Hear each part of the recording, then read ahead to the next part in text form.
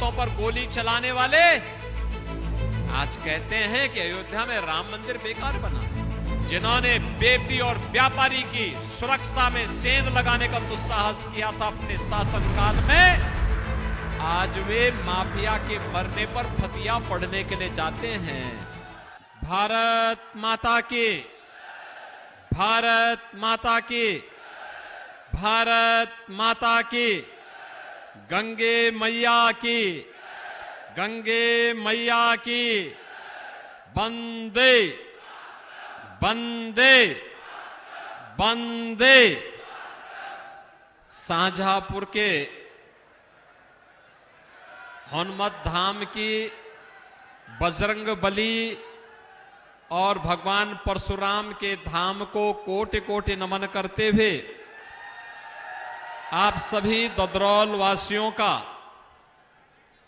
मैं हृदय से अभिनंदन करता हूं, स्वागत करता हूं। मंच पर उपस्थित प्रदेश सरकार में हमारे वरिष्ठतम मंत्री, वित्त और संसदीय कार्य विभाग के मंत्री श्री सुरेश कुमार खन्ना जी, प्रदेश के लोक निर्माण विभाग के मंत्री और अभी हाल ही में पीलीभीत में जो चुनाव संपन्न हुआ है वहां पर भारतीय जनता पार्टी के प्रत्याशी श्री जितिन प्रसाद जी, प्रदेश के सहकारिता मंत्री श्री जेपीएस राठौर जी, पूर्व केंद्रीय मंत्री श्रीमती कृष्णा राज जी, माननीय सांसद श्री मिथिलेश कुमार जी, इस क्षेत्र के लोकप्रिय सांसद और भारतीय जनता पार्टी के प्रत्याशी श्री अरुण कुमार सागर जी, ददरौल उपचुनाव में भारतीय जनता पार्टी के प्रत्याशी और स्वर्गीय मानवेंद्र सिंह जी के सुपुत्र श्री अरविंद कुमार सिंह जी,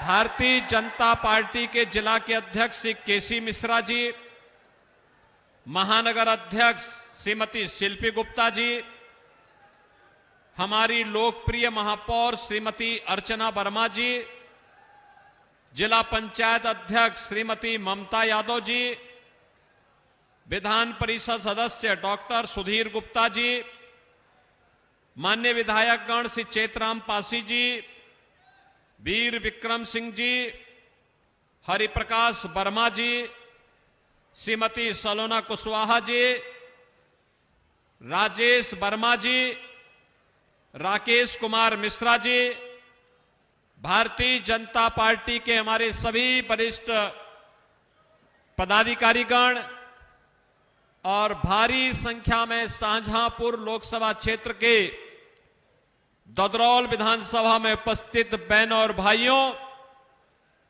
मैं काकोरी ट्रेन एक्शन के महानायक पंडित राम प्रसाद बिस्मिल, अस्फाउल्लाह खां, ठाकुर रोशन सिंह की इस पावन धरा को कोटि कोटि नमन करते हुए आप सबका मैं हृदय से अभिनंदन करता हूं।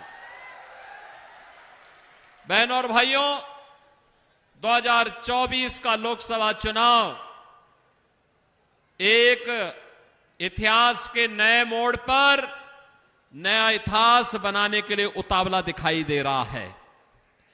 समाजवादी पार्टी और कांग्रेस के नेताओं के चेहरे से उड़ी हुई हवा इस बात को प्रदर्शित करता है कि चुनाव के आधे समय में ही उन्होंने हार स्वीकार कर ली है।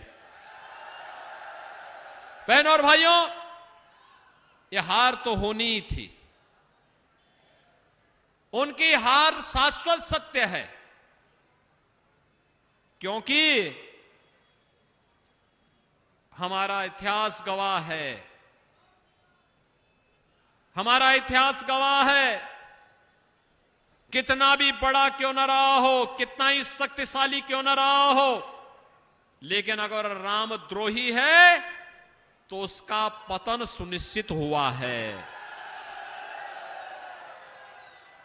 राम भक्त है, तो हनुमान भी देवत्व की स्थिति में पहुंच करके लोक बंद हो गए, लोक पूज्य हो गए।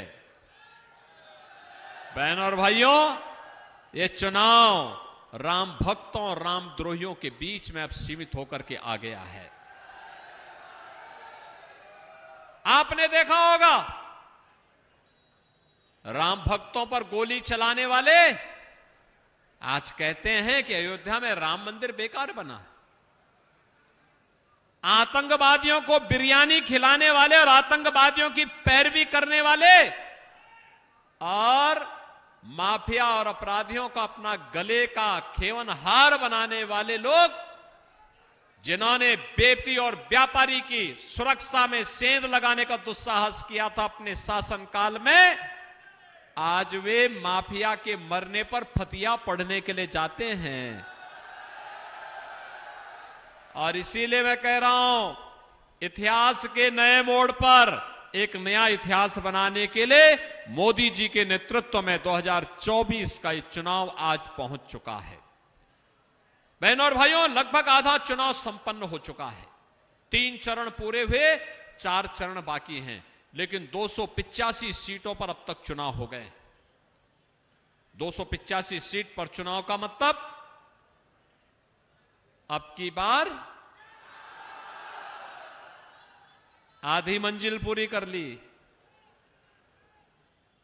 और फिर एक बार मोदी सरकार। तो मोदी सरकार के लिए ही आपसे अपील करने के लिए हम लोग आए हैं। और ददरौल में तो मेरा आना इसलिए भी हुआ है, एक और कारण से हुआ है। लेकिन बहनों और भाइयों, आपने बदलते हुए भारत को भी देखा है और बदलते हुए उत्तर प्रदेश को भी देखा है। दोनों आपके सामने है। 2014 के पहले का भारत,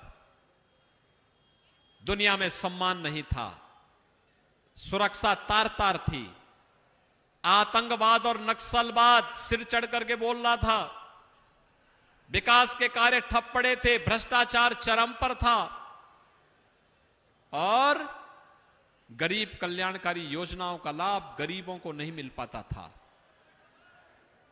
2014 के बाद का भारत, दुनिया के अंदर सम्मान बढ़ा है, देश की सीमाएं सुरक्षित हुई हैं, आतंकवाद और नक्सलवाद पूरी तरह नियंत्रित हुआ है, विकास के कार्य तेजी के साथ दौड़ रहे हैं, जिसमें आपके शाहजहांपुर में भी मेडिकल कॉलेज का निर्माण हुआ है।